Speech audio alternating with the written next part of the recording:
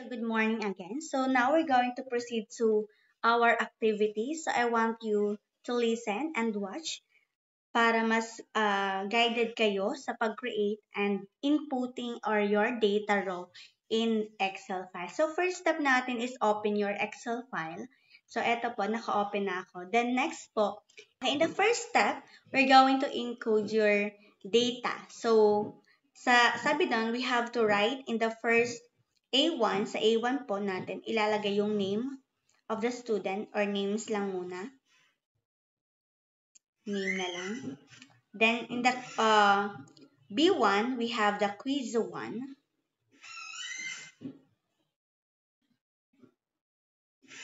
Then in the second C1, sorry, we have the quiz 2. And then sa D1 naman, ilalagay natin si quiz 3. Okay, so below the name, ilalagay lang po natin yung mga name na nandun sa activity, and that is we have Jen. Then we have Maria. Then we have Mark. And then we have Anne. Then sa quiz 1, nakakuha si Jen ng 85. Then in quiz 2, 90. Then in quiz 3 is 78.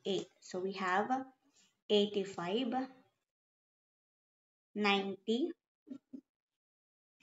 and then we have 78. So, pwede pong i-click nyo lang yung cell para pumunta sa another cell. Or pwede naman the arrow next. Ito po. Or ito. Yan. Para makamove. Okay po. Next po, kita naman po yan sa keyboard yung arrow up, right, left, down, and up and down. Okay po. Next. With Maria, we have 92, 88, then we have 95, sorry. Then for Mark, we have 76,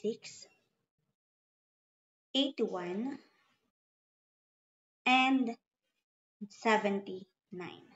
For Anne, we have 89, 94, then, and we have 91.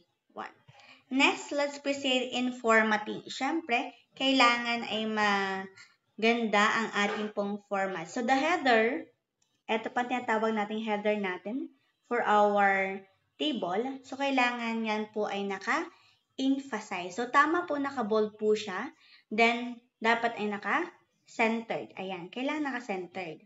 Then, after centering, kailangan din po ay i-edit po natin si Jan at yung mga entries po natin. So, si Jan, tuan dapat, hindi po yan dapat naka-centered. Kasi hindi naman po siya yung ating header, okay? So, they are the names. So, kailangan na sa left, align po siya. So, ile-left align lang po natin.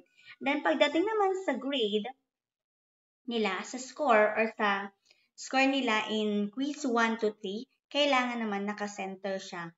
Ano po? Para kita natin or hindi masyado. So, mas maganda na siyang tingnan. Ngayon, para ma-emphasize po natin yung table, kailangan po nating edit ang border. So, pupunta ka lang dito sa border.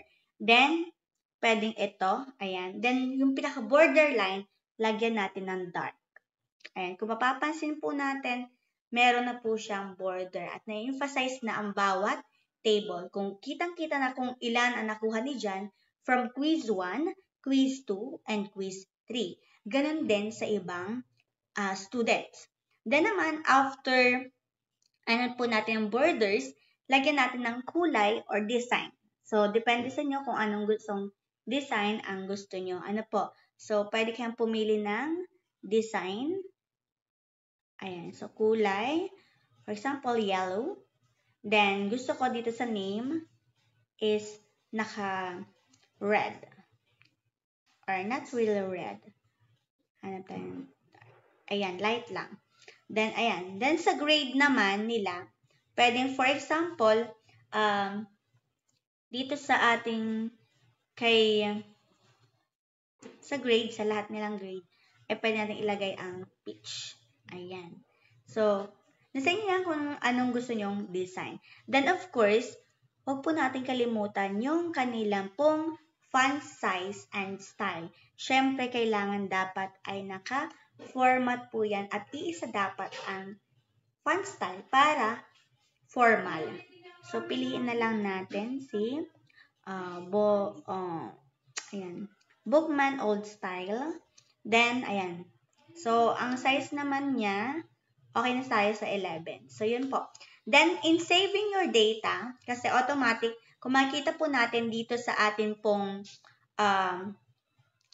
top, sa pinakataas, ito na tinatawag nating naming or identity of our cell. So, kailangan nakalagay dyan ay save. Ano po? So, you have to save. So, save as, then save. So, automatic yan. Mag-appear dyan maya-maya din ay saved. Ibig sabihin, this file is saved na po. So, yun po.